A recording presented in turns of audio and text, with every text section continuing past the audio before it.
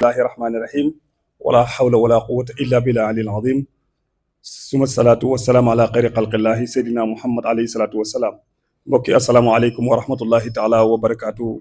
ñu ngi nuyu jotaay bi yëpp di jiital ci nuyoo bi madame le préfet soxna Maymouna Balde bu ñu ko nuyoo ñu nuyu waale présidente conseil départemental bi nga xam ne invitation bi ñu fi indi ci moom la jógee. di nuyu itam directeur IDAM bi nga xam ne moom lañ fekk ak maire Koungheul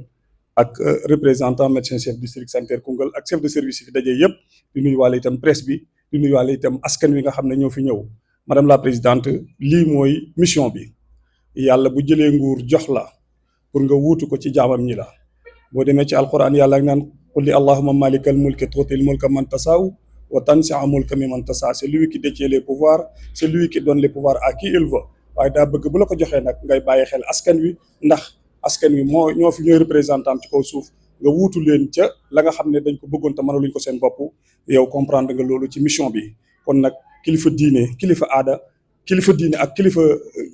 catholique yëpp ñu ngi lay gërëm ci taxawaay boobu di la sant ndax askan wi lépp loo leen defal rek jàppal ne yàlla nga ko defal ndax ñi mënalul seen bopp nga mënal leen loolu jàppal ne jëf ju rëy la jëf gënu ko rëy. ñu ngi lay sant ci jëf ju rafet jooju yal na yàlla fay la yal na yàlla gën leen a taxawu gën a taxawu conseil départemental seeni projet yëpp yal na yàlla taxawu leen ci fi ngeen bëgg a yeggale conseil départemental yàlla jàppale leen ba ngeen mën fa yegg yow ak say conseil yëpp. ñu ngi leen di gërëm di leen sant ci initiative bi. bu rafet la man dama koy rafetlu bu baax a baax parce que jël lu mot ni 300 vraiment personnes yoo xam ne c'est des couches vulnérables defal leen vraiment carte sanitaire da di loo xam ne dafa mun a suqali doomi aadama donc soins de première nécessité nit amul dara lu dul voilà ces premiers soins donc di ñaan rek yàlla gën a barke lii mu gën a dem kanam yal na la yàlla fay liggéey bi aussi gis nañ taxawaay bi ak sensibilité bi yal na ko yàlla gën a barkel wala di lay remercier aussi pour vraiment suñu nit ñi nga xamante ne ñoo ñooy bénéficié wu ci lii ay musulmans lañu ay chrétiens lañu voilà ñëpp nga jël en tout cas rafetlu nañu taxawaay bi ñoo ngi ñaan yàlla suñu borom bi nga xamante ne moo mun lépp te xam lépp mu barke liggéey bi def ba vraiment mu gën a dem kanam. di jiital ci nuyoo bi madame le préfet du département de Koungheul di nuyu la présidente du conseil départemental nga xam ne tey moo ñu invité ci daje bu am solo bi di nuyu le représentant des imams di nuyu le curé Père Marcel di nuyu le président de l'association départementale des personnes handicapées di nuyu le porte-parole des SOS consommateurs sama maître El Hadji Top de nuyu le directeur du CPRS monsieur Sambou di nuyu le PCA de l'IDAM le directeur de l'IDAM monsieur Senghor di nuyu la représentante du MCD suñu jigéen Ami Gueye di nuyu les chefs de service départementaux ñu mën ci citer nos deux proviseurs di nuyu les conseils départementaux ak membres de l'association yi fi teew yëpp macha allah donc les membres de l'association des personnes handicapées di nuyu képp ku fi teew muy conseil départemental muy élu ak dégg lu baax li donc ñëw fii pour teew la si fekk la si vraiment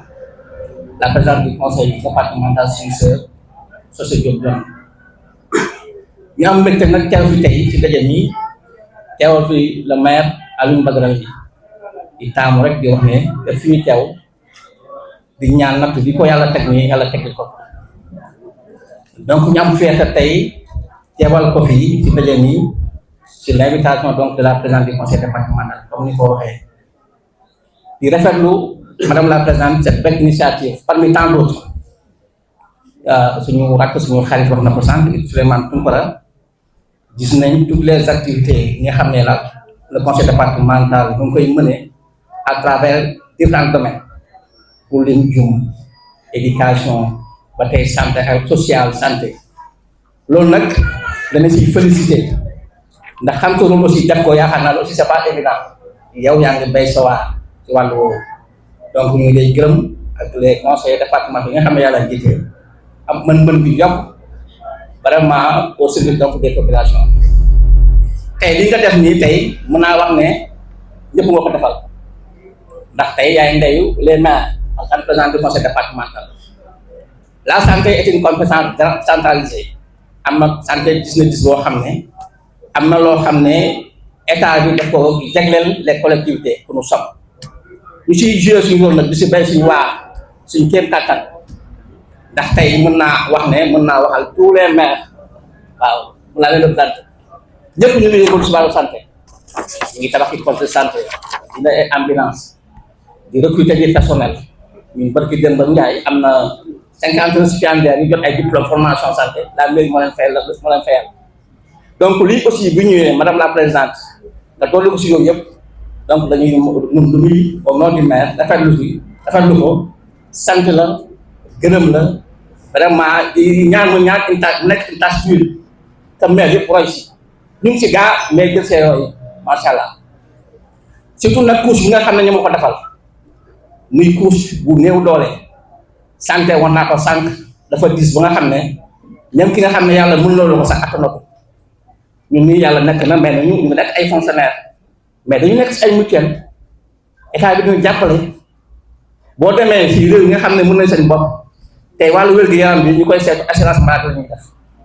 maanaam mutuelle bi vraiment fexe ba affaire bi oyof ndax santé bi mu di saay loolu état bi xam ba tey teg fi depuis fukki at ak lu topp mooy IDAM bii ñuy féliciter au passage vraiment le directeur de l'IDAM Senghor ndax liggéey bi am solo bi nga xam ne mu ngi koy def bi fi nekkee ba léegi chaque fois bu ñu jox rapport am gis nañ ne tey ñi nga xam ne le taux de pénétration dans l'IDAM egg na 80% bu ma juumul te bala sous son contrôle maanaam boo nee 87 bu askan wi rek Koungheul département bu nekkee téeméer juróom-ñett fukk yi ak juróom-ñaar ñu ci mutuelle yi donc loolu sant yàlla la te loolu yëpp mën naa wax ne liggéeyam la ak ses collaborateurs tey bu tëjoo si dóom bi yaakaar naa ne du mën a décrocher la présidente du conseil départemental moom moo def ces démarches là guddeeg bëccëg mu ngi si les collectivités vraiment pour jàppale non seulement son service mais aussi pour jàppale askan wi ndax xam nga donc IDAM kii directeur Senghor au nom du maire de la commune vraiment ñu ngi lay gërëm si taxawaay bi di sant di gërëm donc kaddu yi mënut a gudd kaddu vraiment sargal la ak ndokkeel au nom du maire di rafetlu vraiment li nga xam ne tey cette belle initiative qui a été prise par le président du conseil départemental donc di leen gërëm di sant di leen sant. di nuyu les autorités yi nekk fii nii di nuyu également les services de l'action sociale suñu service de tutelle bon di leen gërëm di leen sant bu baax su gisee bii liggéey bii nii mu organiser nii ni c'est grâce les services de l'action sociale ñoo ñuy jàppale suñu organisation des personnes handicapées depuis que la présidente mu jox l'information mën a bëgg na enrôler 300 personnes handicapées ci IDAM vraiment le service de l'action sociale taxaw na jàppale ñu ci répartition dans les communes bu ne ñaata quota la war a am jàppale ñu aussi ci recensement mu gën a gaaw parce que jokko le service de l'IDAM aussi ñoom tam taxaw ci liggéey def ci liggéey bu am solo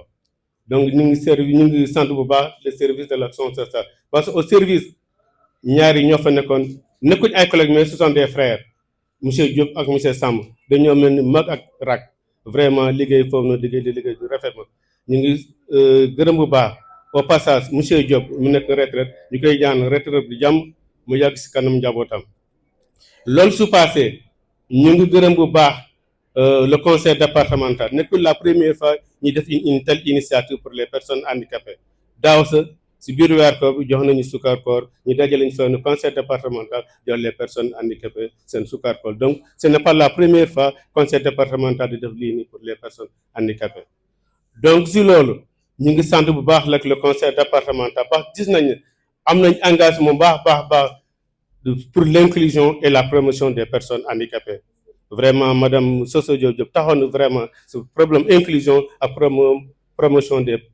droits des personnes handicapées ñu ngi lay gërëm di la sant su baax ci initiative yi ngay def pour les personnes handicapées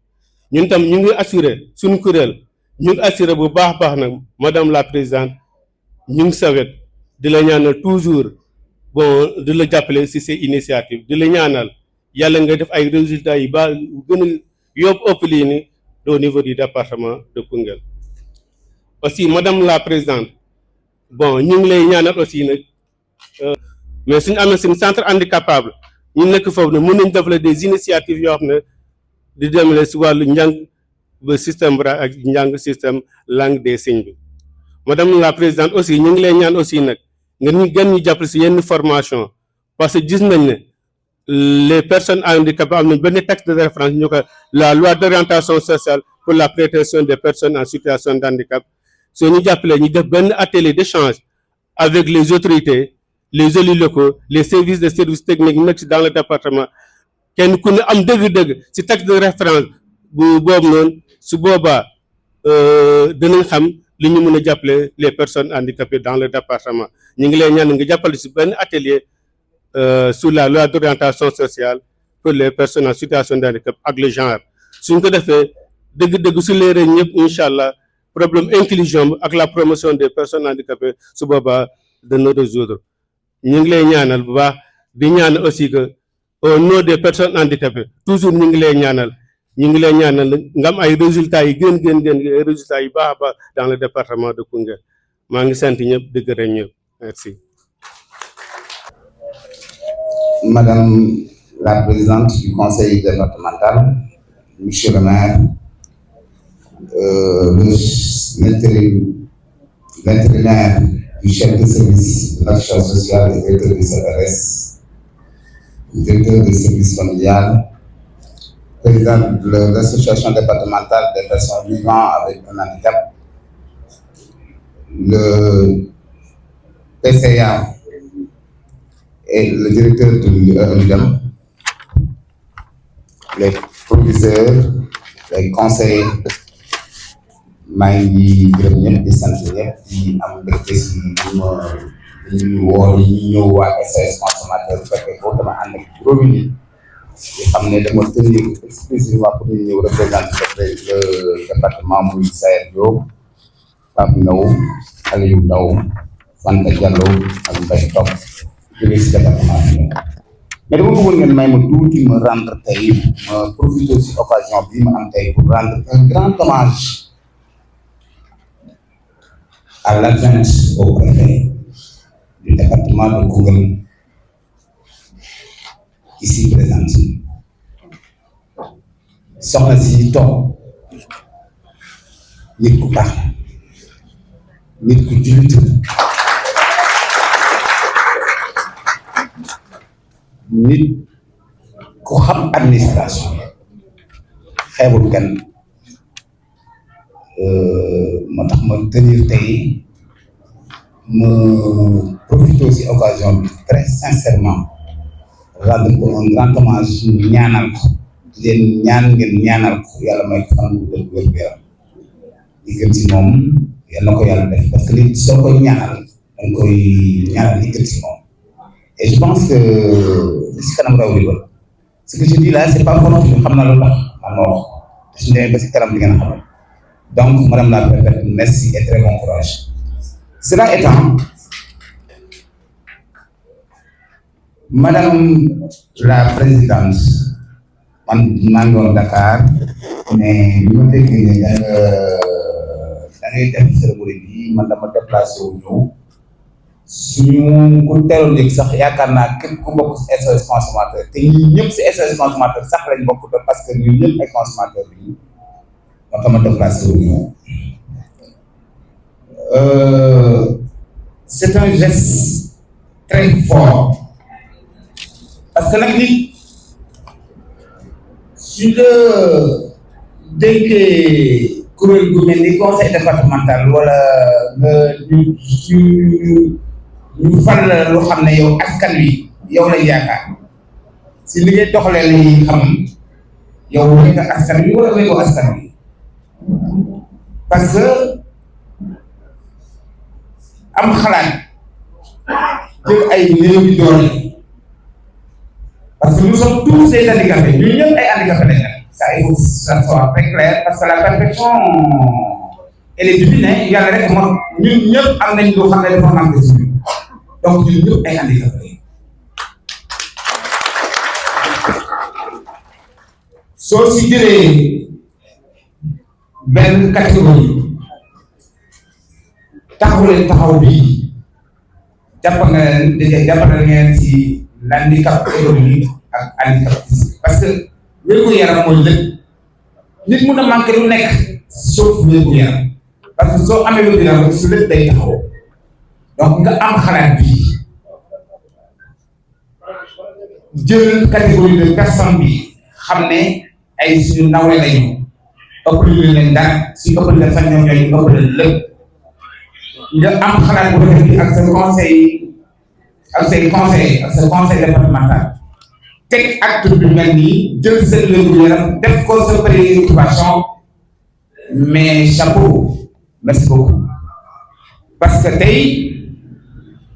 ku mun a def lii xamal ne pare nga multiplier ko par 2 par 3 dans un avenir très proche parce que beneen mandat bi su la ko yàlla mayee li wóor mooy di nga def lu ëpp lii kon tey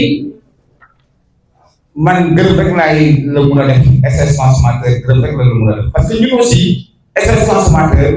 amuñu xarit xam nga kan mooy suñu xarit kii jàppale askan wi si njàng mi si njàngale mi si santé si transport justice lépp loo xam ne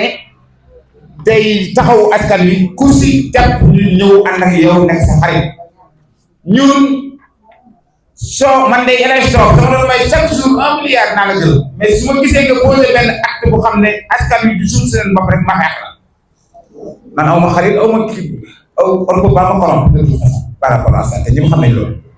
mais li gën a am solo ci sa xel bu rafet nga jël pour jàppale leen jox leen kuréel bu xam ne da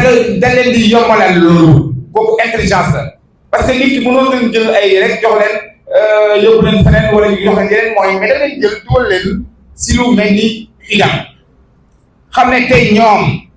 fu ñu waree fay téeméer juróom fukk juróomi dërëm la ñuy fay jël leen indi leen IDAM fu xam ne soo jëlee sa ticket soo duggee garab gi si biir doo ko fay xanaa bi benn la ordonnance bi nga jël di ñëw bu fekkee ordonnance bi téeméer la ñoom juróom fii lañ koy joxe xam nga kon ndimbal mënul passé loolu si affaire bu fay la santé n'est pas un privilège c'est un droit la xam ne droit la moo tax nga def loolu xam ne yow li la war moo tax nga def loolu mais ki te connaît aussi parce que moi je vous connais madame la présidente vous êtes une dame de cœur même sur politique wala sur liggéey da ngay jàppale nit ñi yàgg nga jàppale nit ñi par rapport à ça donc man li ma mun a wax mooy damay lancer un appel à tous les maires ñu jàppale seen askan ñu ñëw dugal seen doom yi ci écriture bi xam ne li ñuy fay du bare IDAM mënuñ am mutuelle bu mel ni IDAM 233 000 personnes c'est-à-dire 87% donc des de la population di nga boo jël juróom-ñett fukki ak juróom-ñaar si IDAM lañ bokk day dimbali njaboot et ensuite IDAM dafa signer convention ak état une convention de délégation une convention de gestion attention kon kooku tey mi ngi mel ni tey rek ngeen ñëw ne ñàkk ko dem sax wóorul parce que tey mi ngi mel ne ñu nekk si àll bi ne damay bàyyi ERA damay dem si Sénélec soo demee Sénélec est-ce que Sénélec dina ñëw dañoo kii la courant déedéet parce que amul droit boobu parce que dañoo signé état dafa signé convention ak ERA signé convention ak Flexo ku si nekk dafa am foo xam ne loolu moo la ñun tey SOS consommateur kontaan nañ trop ñu lay ñaanal yàlla taxaw la li nga mën si mandat bi su la yàlla fale jàmm si beneen mandat bi man lu ko di vraiment gërëm ñëpp di sant ñëpp di woo maire yi ñu jàppale seen askan aussi li président def nii ma profite sax pour remercier la mairie de Koungheul parce que cette formation wu xale yooyu 50 personnes ay xale nga former leen en santé je pense que lii moo tax ma ne nañ jël si présidente def ko référence. vraiment di tàmbali ci yow parce que je pense que yow dafa laaj ñu rendre le hommage vous êtes en train de faire un excellent travail ci département bu Koungheul loolu moom seede nañ ko fekkee nañ ko ay yoon gëm naa ne situation kilifa yi sax am na ci situation yoo xam ne sa xarañteef xëy na dem nañ ba génnee na leen ci ndax ni nga koy defee vraiment ñu ngi lay remercier di la ñaanal ci loolu di nuyu mbooloo mi toog yëpp di am mbégte dalal leen fii ci UDAM nag seen kër la ndax UDAM moomeelu askan bi la moomeelu département bi la madame l'adjointe au préfet de Koungheul, madame la présidente du conseil départemental, mesdames, messieurs les conseillers départementaux, monsieur le maire de la commune de Koungheul, monsieur le représentant des imams du département de Koungheul, monsieur le curé de la paroisse, monsieur le médecin-chef de district, représenté par notre sœur, très chère sœur Ami Gueye et Ami, monsieur le chef du CPRS, du Centre professionnel de réinsertion sociale, Eugène Sambou, notre frère, messieurs, madame, les chefs de services départementaux, le président de l'association des personnes handicapées, monsieur le représentant des SOS consommateurs, les chers chefs de quartier, le président de l'UDAM de Koungheul, le PCA de l'UDAM, mais également chers invités à vos titres, rangs, grades et qualités. Sama discours bi nag danaa ci laal tuuti français xëy na di ci boole ak wolof tuuti ngeen jéggal moom ndax porte discours bi moo tax parce que liñ bëgg a wax aussi lañ bëgg vraiment ñu tibb ko ci xol mais message bi aussi mu jàll. Madame le préfet, je voudrais à l'entame de mes propos vous remercier pour la disponibilité dont vous avez fait montre pour avoir présidé cette si importante cérémonie de remise de cartes d'assurance maladie aux personnes handicapées enrôlées à l'UDAM par le conseil départemental de Koungheul. C'est l'occasion pour moi, par la même occasion, de remercier très sincèrement toutes les autorités administratives, territoriales, locales du département de Koungheul pour leur engagement sans faille et leur accompagnement constant et sans réserve envers l'unité départementale d'assurance maladie. Ces remerciements vont également à l'endroit de madame la présidente du conseil départemental, madame Sophie Diop, qui n'en est pas à sa première initiative d'enrôlement de personnes vulnérables avec l'UDAM de Koungheul. En effet, j'ai souvenance qu'en date du 14 janvier 2020, déjà, madame Sophie Diop, dans le cadre des activités sociales, avait versé dans le compte cotisation de l'UDAM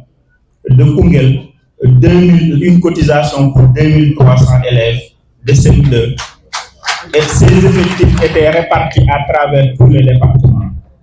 Madame l'adjointe au préfet, c'est dans cette perspective que madame la présidente du conseil départemental, dans sa posture responsable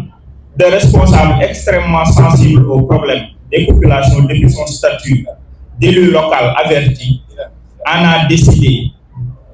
a encore décidé de signer une convention d'adhésion de groupe parce que li ñuy def nii foog ngeen xam ne dafa inscrire ci cadre boo xam ne c'est déjà légal mooy collectivité territoriale yi am nañu possibilité signer convention ak UDAM ñu jël en charge enrôler seeni bénéficiaires mais mu jaar ci procédure normale ba nga xam ne trésor lay jaar waa trésor ñoom ñooy verser UDAM xaalis bi enrôlement bi foofu la jaar donc c'est une manière de dire aux autres collectivités, aux autres maires que c'est tout à fait possible ñoom ñëpp am nañ possibilité def loolu ci département bi donc que la présidente du conseil départemental dans sa posture de responsable extrêmement sensible aux problèmes des populations depuis son statut d'élu local averti a encore décidé de signer une convention d'adhésion de groupe avec l'UDAM à travers l'enrôlement de 300 handicapés ainsi que les membres de leur ménage parce que dafa am solo dugal na ñi nga xam ne am nañu laago waaye yemu ci dafa jëlaale ñi nekk seen famille parce que nit ki boo ko bëggee jàppale da nga koy jàppale moom waaye da nga koy jàppale ñun UDAM noonu la ñuy liggéey dañ naan ko mun nañ enrôler chef de ménage bi nga xam ne peut-être personne handicapée la mais boom bu amee carte te doomam soxnaam ak ay doomam amuñu carte le problème dafay demeurer moo tax ñu organiser leen par ménage et dafay tax 5 personnes yi ñu leen organiser même bu carte bi jeexee conseil départemental jàppale ñeneen wala mu xaw a yéex ak yi da ngeen mën yéen ñëw renouveler le dossier mi ngi déjà ci base de données UDAM ba pare. C'est la raison pour laquelle l'UDAM de Koungheul, par la voix de son directeur moi-même et sur instruction du conseil d'administration, tient à profiter de cette cérémonie de remise de cartes organisée par le conseil départemental pour saluer la sensibilité et la démarche inclusive de Madame la Présidente Socé Diop, dont elle a fait montre à l'égard de cette cible vulnérable. C'est aussi l'occasion pour nous, pour l'UDAM, d'inviter les maires, comme nous l'avons dit, à nous rappeler que la santé est une compétence transférée. Parce que bu ngeen demee tey ci article 306 ak 307 bu code des collectivités territoriales code local dafa ne les collectivités locales doivent accompagner la politique de couverture maladie universelle noonu lañ ko bindee.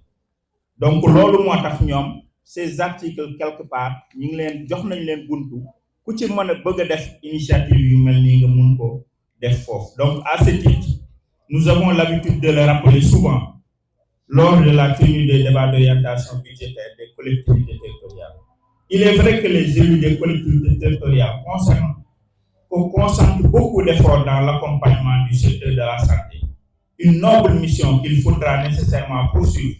améliorer d'année en année, afin d'atteindre la norme de 15% du budget global de la commune qui doivent être orientés dans la santé selon l'OMS. Organisation mondiale de la santé dafa ni boo jëlee commune bi 15% ci ressource am li normal mooy ci budget totalu commune bi 15% lu mu gàtt war nañ ko jël ñu dugal ko ci secteur santé loolu nag buñ ko estimer tey da ngay gis ne sori nañ ko trop ñu ngi ay côté 7% ngay gis ñu nekk ay 9% te li ma lay wax ni au niveau national donc collectivité yépp am nañu ay efforts yu ñu war a def ci côté yooyu mais ñun souvent fi ñuy mettre l'accent ak ñoom mooy dañ leen di fàttali ne ni ngeen di defee di jënd ay comme ni maire wax léegi ngeen di former les prestataires di jënd ay médicaments di jàpp même ci personnel bi fay liggéey baax na lool waaye santé dafa nekk ñaari bànqaas ñoo ko téye mooy offre bi comme ni mu wax ñoom ami jéey ñuy faj ak jumtukaay yi ñuy fajee ak yépp mooy offre de soins waaye à côté dafa am li ñuy wooye la demande de soins moom mooy askan bi naka lañ leen di organiser ba ñu moytu ba ku nekk ci ñoom di jóg di dem di jëndal sa bopp paj baaxul te dafay metti ci ku nekk da nga leen di organiser ci biir organisation boo xam ni ñoom ñëpp li ñuy wax bu fekkee mutuelle liñ koy firee ni mu gën a simple mooy ñi am ñooy boole seen am-am ak ñi amul ñi wér boole am-am seen am ak ñi wérul bu ko defee mbooloo mi nga xam ne ci biir département bi feebar nañ tey ñëpp dañuy sotoo seen paj kenn du ko yëg loolu moo tax déwén ñu ëllëg keneen mooy feebar fekk ñi feebaroon wér nañ ñu jàppalante ci loolu moo tax maire yi ñu leen di fàttali ne ni ñu waree di def lool ci côté offre noonu lañu waree itam di xool ñi néew doole ci biir askan bi parce que askan boo dem am na ñu néew doole ñu leen di enrôler di leen vraiment fayal ci mutuelle de santé yi ñuy mën di faju à temps. Par ailleurs, c'est pour éviter d'exposer les populations au risque d'une marchandisation certaine des soins parce que boo bàyyee ku nekk dem rek loolu lay indi ñetti nit bu leen tawat jotee lu mel ni tarification éclatée yu mel noonu lay indi bu ñetti nit tawatee ñëw benn feebar dal leen mun nañ génn ci structure bi ku nekk feebar bi li mu lay dikkee day wute ak li muy dikkee keneen ndax dana am yoo xam ne def ci dugg yoo xam ne xëy na moo tax ci wàllu plaidoyer ñun ñuy exhorter à ce que moo tax ñu ne c'est pour éviter d'exposer les populations au risque d'une marchandisation certaine des soins, telle la situation que subissent de plein fouet les populations dans les départements qui appliquent la tarification éclatée. En effet, la tarification éclatée présente certaines limites parmi lesquelles l'exclusion partielle. Lan mooy exclusion partielle? Tarification éclatée li muy indi mooy nit ki bu ñëwee seet si ami jéey mu bindal ko garab mun nañ ko bindal juróom-ñaari garab mais bu demee pharmacie du am lu mu jëndee juróom-ñaari garab yi dafa naan xoolal ma yi mënta ñàkk mu jënd ko yeneen yi du ko jënd donc bu naanee du wér te buy toog tuuti feebar bi dafay yokk gën a garaaw ba nga xam ne pour nga faj ko daanaka nit ñi bu boobaa faguñu dem bu hôpital bu mag te hôpital bu mag xam ngeen la fa xew analyse bu ndaw boo fa laal 40 000 donc loolu moo tax loolu aussi ñu war ci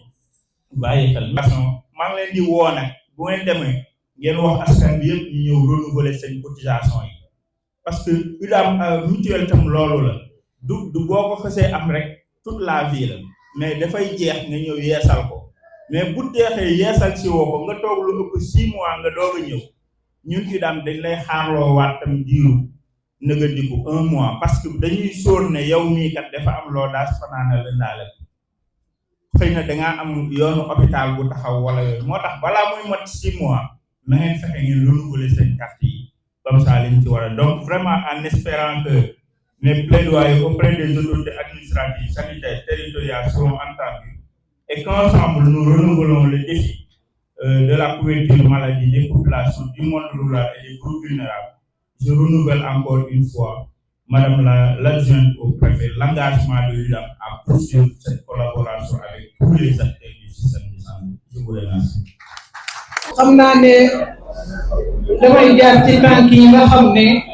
monsieur Ibrahima Senghor def na ko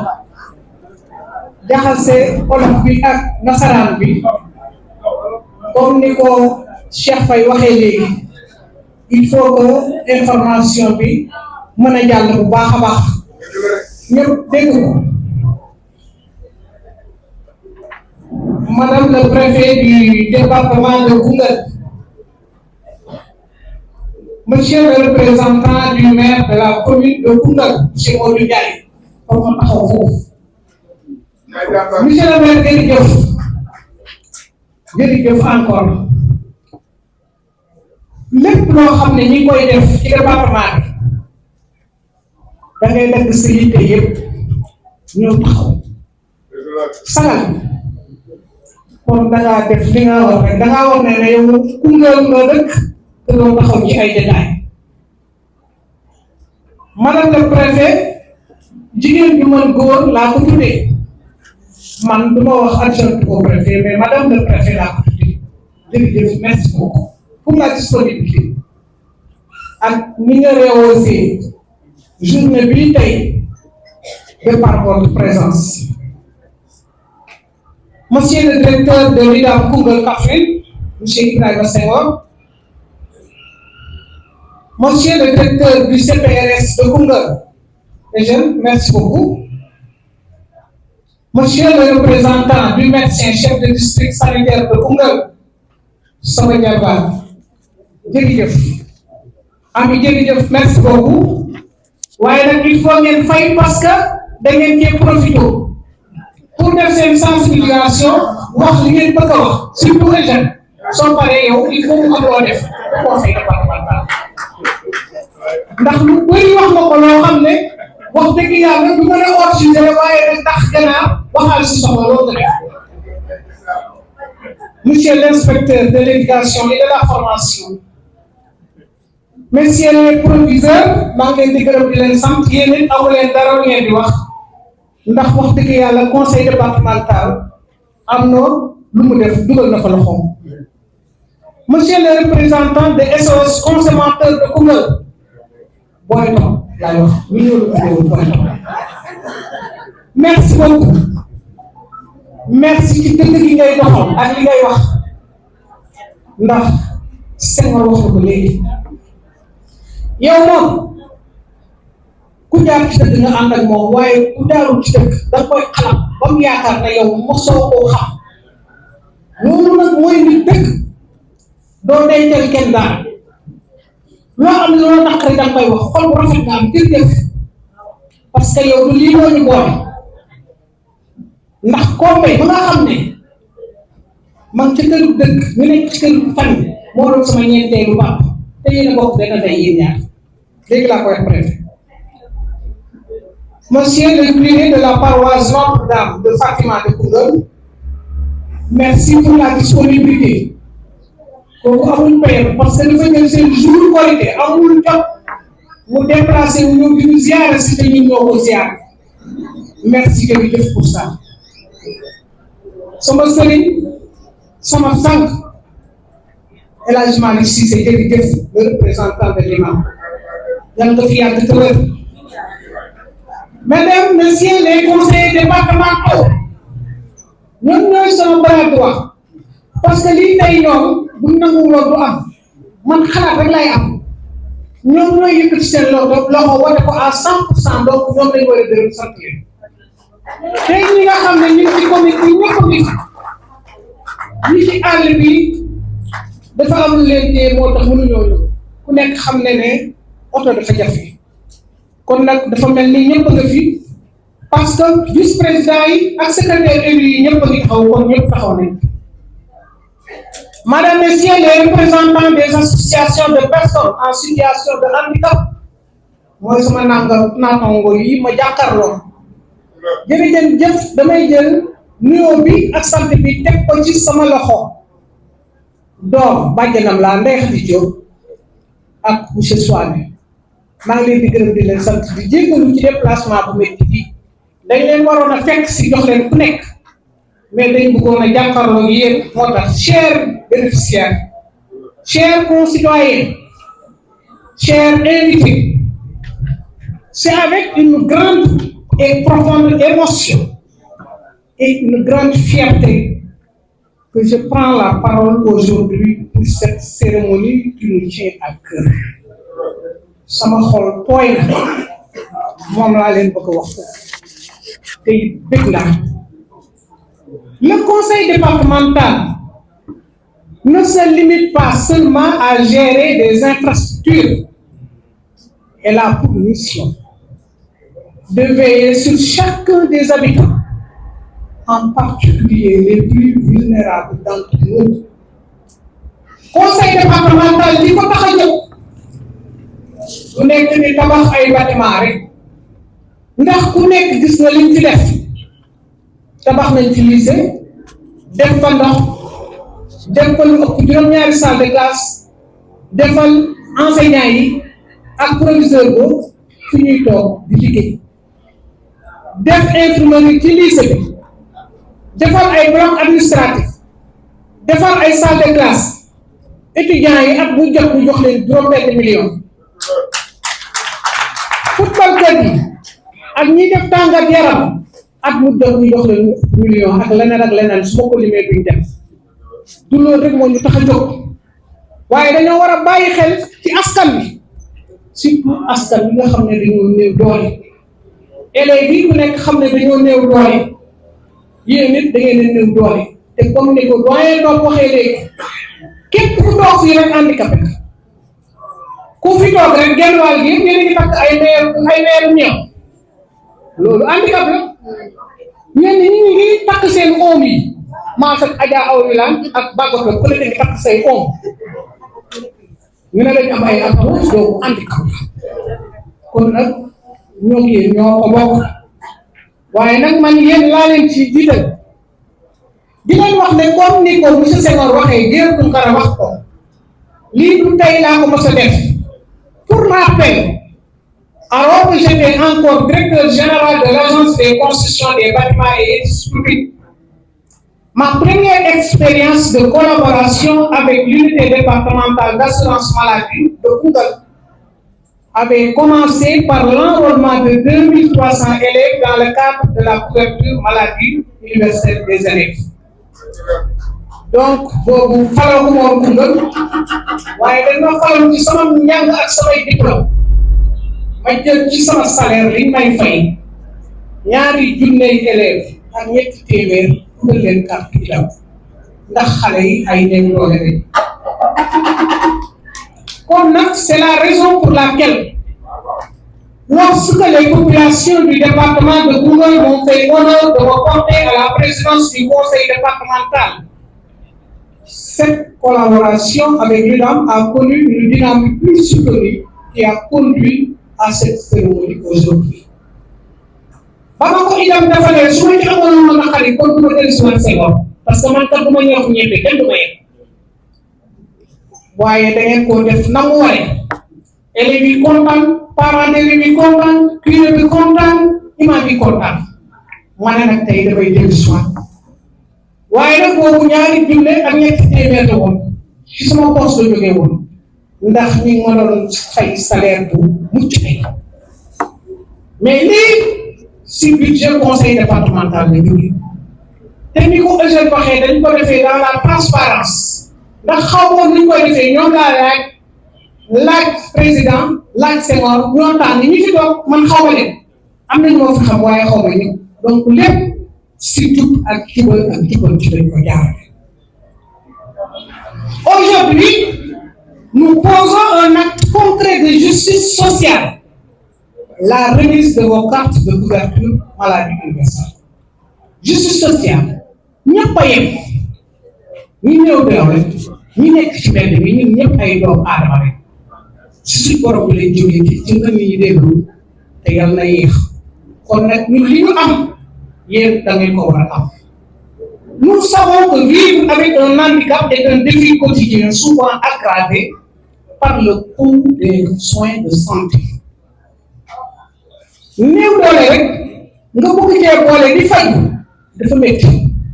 moo tax ñu wax lii nii ñu def ko du ma ci dellu si muy demee ndax Senghor moo ko gën a wax na ko xam na avantage yi ci nekk bu ngeen amul carte bi ni muy demee mën ngaa dem consultation fay ñaari junni mën ngaa dem ñu jàllale la si beneen structure sanitaire fu mel ni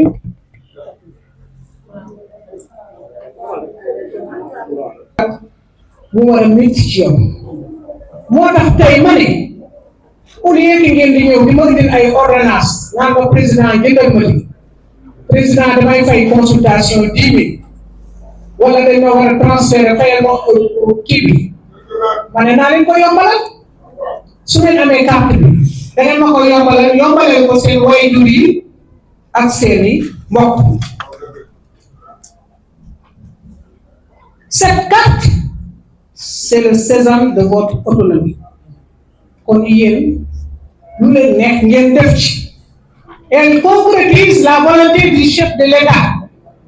de vous garantir un accès aux soins facilement, aux médicaments et aux consultations. Elle est la preuve tangible que le conseil départemental s'engage pour une société inclusive où le handicap ne doit plus être synonyme d'exclusion ou de précarité. La remise des cartes est une étape, mais pas une finalité. Pareil que tu es. Lii dañ naan téy bàngoog en bi ñëwagul carte yi dañ leen koo jox waaye lii ñëw ëllëg mooy ëpp doole ndax am na doléance yoo xam ne lii wax nañ ko fi mais ngeen da ngeen a bëgg centre des personnes handicapées peut-être wax na ko seen président wax na ko loolu it waxoon naa ko ca débat d'orientation budgétaire waxoon naa monsieur Ndiaye maire ne ko nag ñu wutal benn site boo xam ne day nekk ci biir dëkk bi parce que personne ñun ñu ne naa ko ñu leen mën a jël yóbbu leen ko police ba fa nekk loolu arrangé wuñu fi te gis nañ ay poches yu fi nekk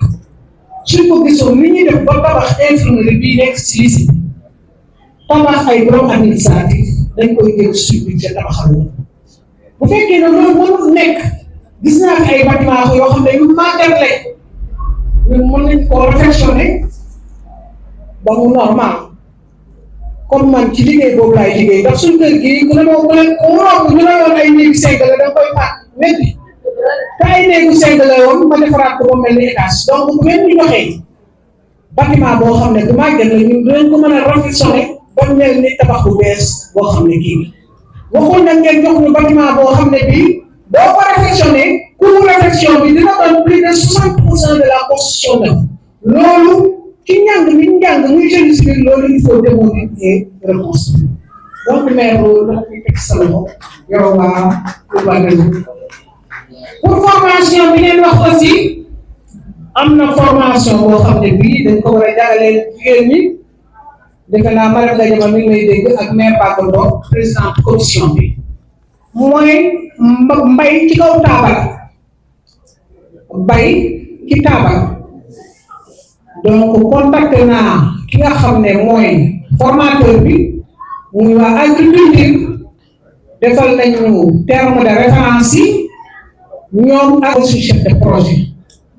te xaalis bi honorable conseiller yi wala seen budget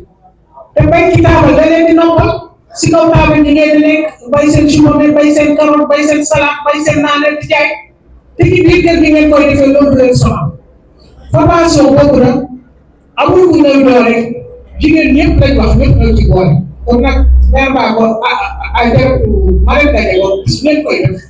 na ngeen si boole ñi nii donc danañ ko def si 9 communes yëpp dina am formation fu ci nekk dañuy jël compte de 25 personnes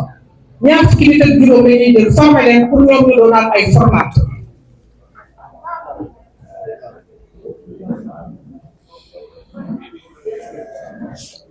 Nous continuerons à vous accompagner, comme nous l'avons dit, pour améliorer vos conditions de vie,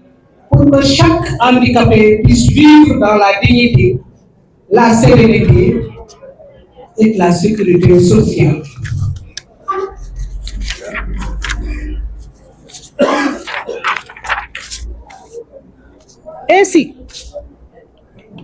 Ainsi, affirmer sans réserve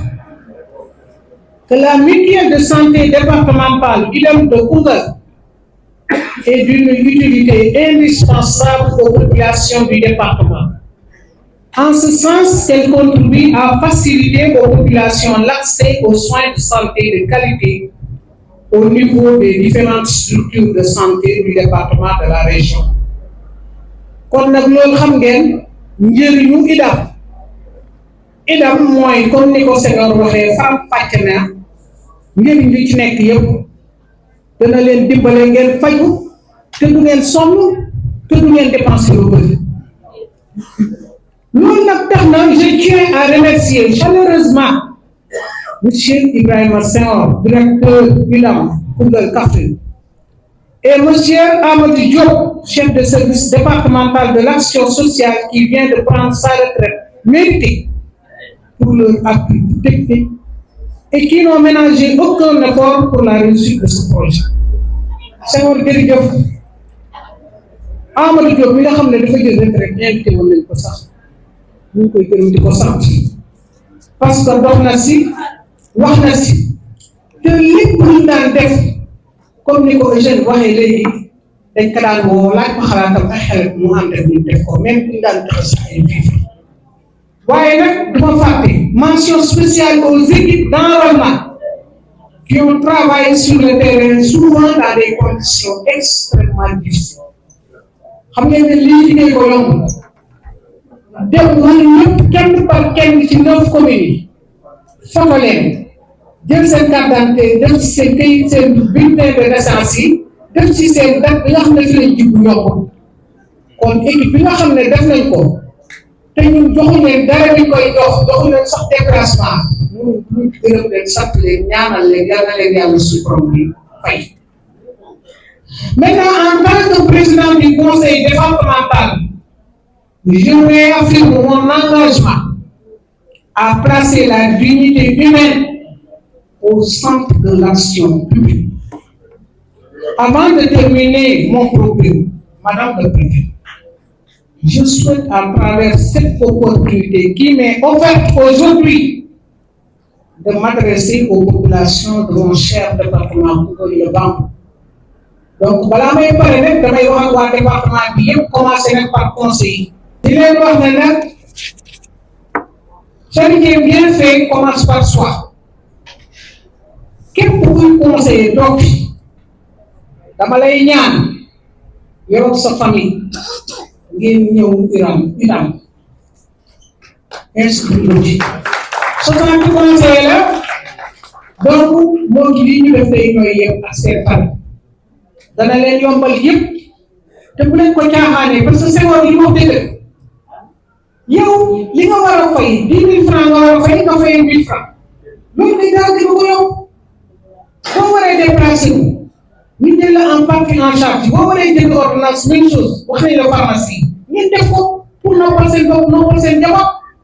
di ci woo nag askanu Koungheul yëpp di ci woo taskati xabaar yi toog parce que leer na ma Matar Sarr bi amuloo gàtt bi nangu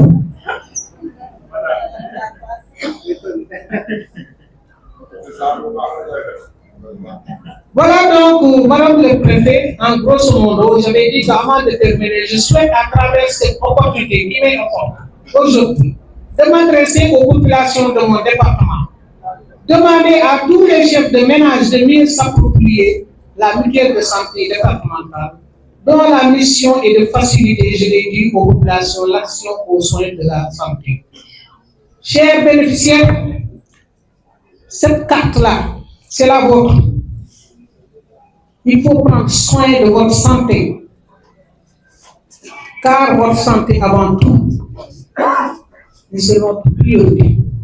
Mais vous avez ak jàmm ci la lépp ku wérul doo tal dara carte yi ñu leen di jox na ngeen ko toppatoo denc ko fa ngeen di denc seen carte d'identité ñaanalu ma nag kenn mu feebar mais actuellement kenn wérul ngeen toppatoo seen yaram yi toppatoo seen wér gu yaram major wax na ko léegi toog ba feebar doo dem faju di baaxu ñoom da ngeen di indi ay jafe-jafe mais bu commencé rek tawal jël sa carte du yam donc ci loolu maa ngi leen di féliciter bu baax di leen réaffirmer son soutien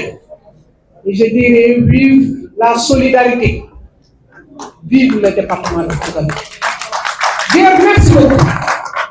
Du conseil départemental de Koungheul, mesdames et messieurs les conseillers départementaux, monsieur le maire de la commune de Koungheul, monsieur le médecin chef du district sanitaire de Koungheul, représenté ici par ma sœur, madame Ami Djeidjan, monsieur le chef du centre professionnel de réinsertion sociale, CPRS, madame le chef de service départemental de la famille, messieurs les proviseurs de lycée, monsieur le représentant des imams du département de Koungheul, monsieur le curé de la paroisse Notre-Dame de Fatima de Koungheul, monsieur le président de l'association départementale des personnes vivant avec un handicap de Koungheul, messieurs les chefs de quartier de Koungheul, monsieur le président d'administration de l'IDAM de Koungheul, monsieur le représentant de SOS Consommateurs, chers invités, à votre titre, rang, grade et qualité. La cérémonie qui nous réunit aujourd'hui entre dans le cadre des activités d'ordre social entreprises par les collectivités territoriales en faveur des ménages indigents et des groupes vulnérables, tels que déclinés par la vision du président de la République, son Excellence, Monsieur Bassirou Diomaye Diakhar Faye, et de son gouvernement. En effet, la problématique de protection sociale des groupes vulnérables est au cœur des préoccupations des institutions de la République. En plus des efforts consentis par l'État dans les œuvres d'action sociale à travers le ministère de la Santé et de l'Hygiène publique, le ministère de la Famille et des Solidarités, de l'Action sociale, les appuis des partenaires bilatéraux et multilatéraux en faveur des groupes vulnérables, l'État du Sénégal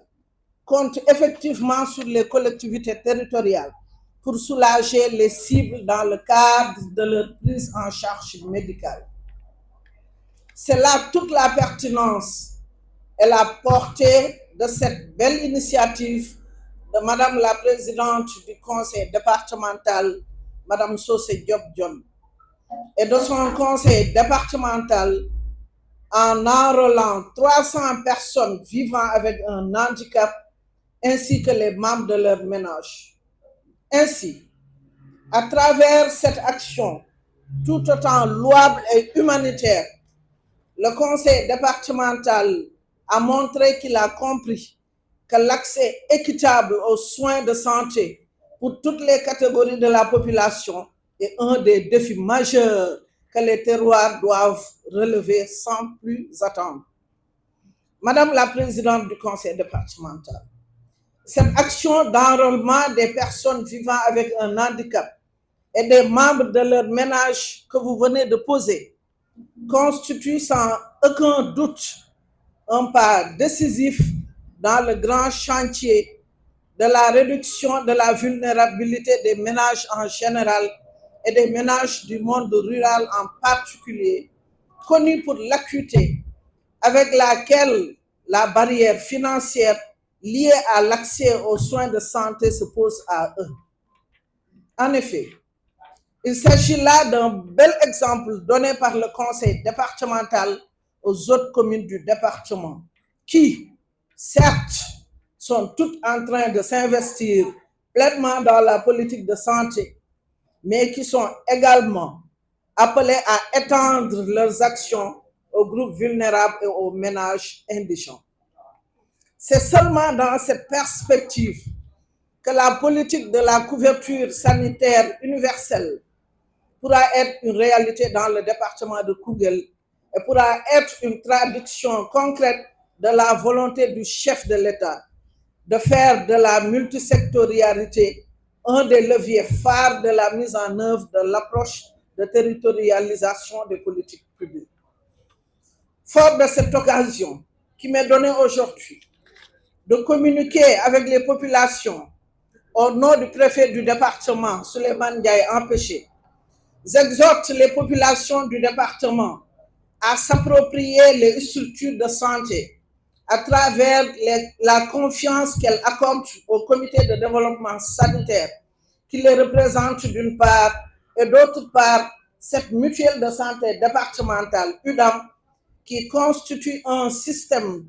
d'assurance maladie à base communautaire et qui est en train de jouer sa contribution dans l'accès aux soins de santé des populations. Ainsi, je place par ailleurs tout un espoir dans la qualité des relations de collaboration qui existent entre les prestataires de soins et la mutuelle de santé départementale à travers ce modèle de couplage entre l'offre et la demande de soins au grand bénéfice des populations. Madame la Présidente, chère maire du département, je demeure convaincue que la multiplication de ce genre d'initiatives avec d'autres organisations, institutions et projets contribuera considérablement à soulager les populations par rapport aux dépenses de santé. À ce titre, permettez-moi de terminer mon propos en remerciant à sa juste valeur Madame la Présidente du Conseil départemental de Koungheul pour la qualité de la collaboration entre le Conseil départemental et l'UDAM de Koungheul. En espérant que ces appels seront entendus et qu'ensemble, nous relèverons le défi de la couverture du risque maladie des populations du monde rural, je renouvelle encore une fois de plus, Madame la Présidente du Conseil départemental, l'engagement des autorités administratives à poursuivre cette collaboration avec tous les acteurs du système. Tout ceci dans la perspective de faire de la santé pour tous une réalité au Sénégal. Je vous remercie de votre aimable attention.